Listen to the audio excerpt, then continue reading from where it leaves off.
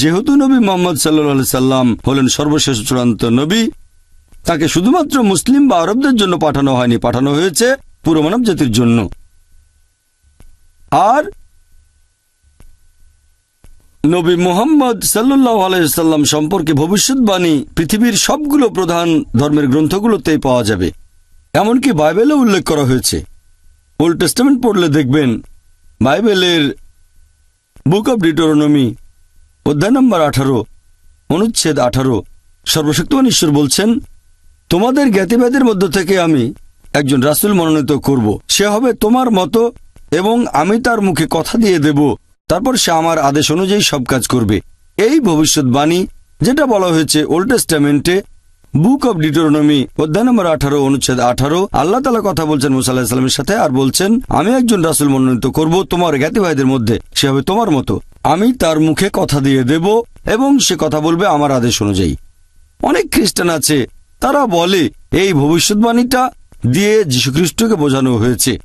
যদি তাদেরকে প্রশ্ন করি যে এই ভবিষ্যৎবাণীটা দিয়ে কিভাবে যীশুখ্রিস্টের কথা বোঝানো হয়েছে, তারা তখন উত্তরে বলবে, এখানে ভবিষ্যৎবাণীটাতে বলা হয়েছে, আমি একজন রাসূল মনোনীত করব তোমার জ্ঞাতিভাইদের মধ্যে, যে হবে তোমার মতো, যে রাসূল আসবেন তিনি হবেন মুসা আলাইহিস সালামের মতো। আর খ্রিস্টানরা বলে যে মুসা আলাইহিস সালাম আর যীশুখ্রিস্টের মধ্যে সাদৃশ্যগুলো হচ্ছে যীশুখ্রিস্ট এবং মুসা নবী দুজনেই শান্তিতে থাকুন, তারা দুজনেই ছিলেন ইহুদি, তারা দুজনেই যীশুখ্রিস্ট এবং মুসা নবী তারা শান্তিতে থাকুন, তারা দুজনেই ছিলেন আল্লাহ তাআলার রাসূল। মাত্র দুটো মিল দেখেই যদি দাবি করা হয় যে ভবিষ্যৎবাণীটা পূরণ হয়ে গেছে, তাহলে বাইবেলে যতজন নবী রাসূলের নাম বলা হয়েছে যারা এসেছেন মুসা আলাইহিস সালামের পরে, সবাই এটা পূরণ করেছেন। মুসা আলাইহিস সালামের পরে যারা এসেছেন তারা সবাই ইহুদি আর সবাই ছিলেন আল্লাহর নবী। যেমন ধরেন নবী সুলাইমান, Ezekiel, Isaiah, Daniel, Joel, John the Baptist, তারা সবাই ছিলেন ইহুদি এবং তারা সবাই ছিলেন আল্লাহর নবী। যদি দুটো সাদৃশ্য যথেষ্ট হয়ে থাকে, তাহলে বাইবেলে বর্ণিত আরো অনেক নবী রাসূল এই ভবিষ্যৎবাণীটা পূরণ করেছেন। সত্যি বলতে যদি ভালো করে দেখেন, এই ভবিষ্যৎবাণীটা একজনের ক্ষেত্রে পুরো মিলে যায়, তিনি হলেন সর্বশেষ ও চূড়ান্ত নবী মুহাম্মদ সাল্লাল্লাহু আলাইহি সাল্লাম। যদি ভালো করে দেখেন, মুসা নবী এবং নবী মুহাম্মদ শান্তিতে থাকুন, তারা দুজনেই জন্মগ্রহণ করেছেন প্রাকৃতিকভাবে। তাদের একজন মা ছিলেন এবং একজন বাবাও ছিলেন। কিন্তু যিশু বা ঈসা আলাইহিস সালাম জন্মেছেন অলৌকিকভাবে, কোনো পুরুষের হস্তক্ষেপ ছাড়াই। তার একজন মা ছিলেন কিন্তু কোনো বাবা ছিলেন না। আর পবিত্র কোরআনে তাঁর জন্মের কথা উল্লেখ করা হয়েছে সূরা আলে ইমরান অধ্যায় নম্বর 3 আয়াত নম্বর 47। এ কথাটা বাইবেলেও বলা হয়েছে গসপেল অফ ম্যাথিউ অধ্যায় নম্বর 1 অনুচ্ছেদ 18 এবং গসপেল অফ লুক অধ্যায় নম্বর 1 অনুচ্ছেদ 35, যে তিনি অলৌকিকভাবে জন্মেছিলেন কোনো পুরুষের হস্তক্ষেপ ছাড়াই। তাহলে আমরা বুঝতে পারছি নবী মুহাম্মদ সাল্লাল্লাহু আলাইহি সাল্লাম তিনি ছিলেন নবী মুসা আলাইহিস সালামের মতো, আর যিশু বা ঈসা আলাইহিস সালাম তিনি নবী মুসা আলাইহিস সালামের মতো নন। এছাড়াও আমরা জানি যে নবী মুহাম্মদ এবং নবী মুসা দুজনে শান্তিতে থাকুন, তাঁরা দুজনেই ছিলেন বিবাহিত, তাদের সন্তান ছিল। তবে বাইবেলের কথা অনুযায়ী যীশুখ্রিস্ট বা ঈসা আলাইহিস সালাম বিবাহিত ছিলেন না, তার কোনো সন্তানও ছিল না। তাহলে মুহাম্মদ সাল্লাল্লাহু আলাইহি সাল্লাম হলেন মুসা আলাইহিস সালামের মতো, আর যীশুখ্রিস্ট বা ঈসা আলাইহিস সালাম মুসা আলাইহিস সালামের মতো নন। এছাড়াও পবিত্র কোরআন পড়লে দেখবেন এবং বাইবেল, তাহলে জানতে পারবেন যে নবী মুসা আলাইহিস সালাম স্বাভাবিকভাবে মারা গেছেন, আর নবী মুহাম্মদেরও একই অবস্থা, তিনিও স্বাভাবিকভাবে মারা গেছেন।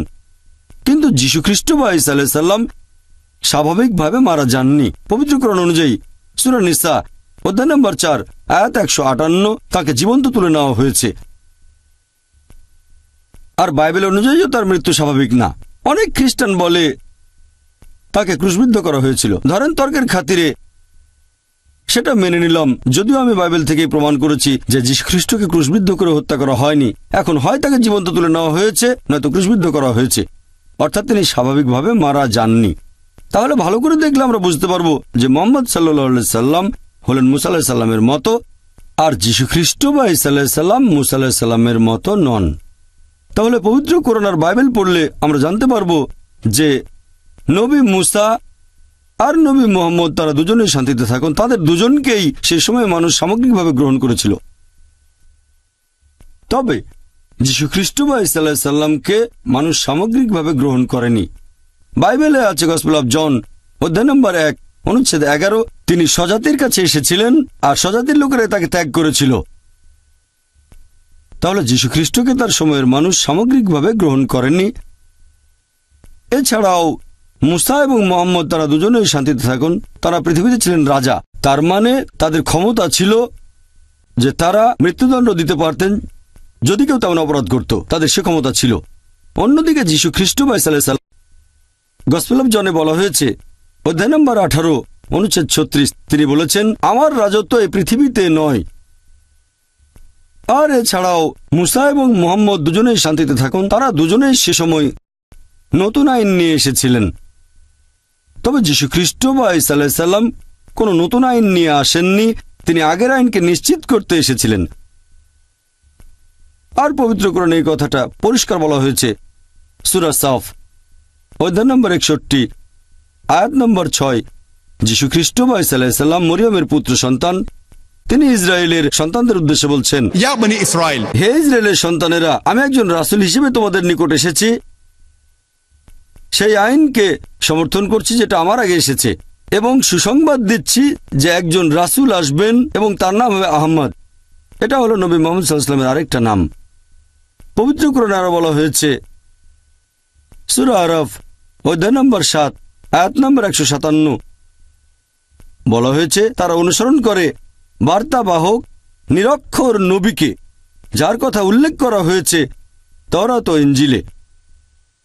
তাহলে পবিত্র কোরআন পড়লে দেখবেন বলা হয়েছে একথা ভবিষ্যৎবাণী করা হয়েছে তাওরাত ও ইনজিলে যে মুহাম্মদ সাল্লাল্লাহু আলাইহি ওয়াসাল্লাম নবী হিসেবে আসবেন। তাহলে মুহাম্মদ সাল্লাল্লাহু আলাইহি ওয়াসাল্লামের ব্যাপারে ভবিষ্যৎবাণী করা হয়েছে বাইবেলের ওল্ড টেস্টামেন্টে বুক অব ডিউটেরোনমি অধ্যায় 18 অনুচ্ছেদ 18। এছাড়াও আরো বলা হয়েছে বুক অব ডিউটেরোনমি অধ্যায় 18 অনুচ্ছেদ 19, যদি কেউ তার কথায় কর্ণপাত না করে আমি তাহলে তাকে দেখে নেব। বাইবেলের কিছু অনুবাদ বলছে তাহলে আমি প্রতিশোধ নেব। তার মানে যদি কেউ এই রাসূলের কথাগুলো মান্য করে না চলে, সর্বশক্তিমান ঈশ্বর এদের উপর প্রতিশোধ নেবেন।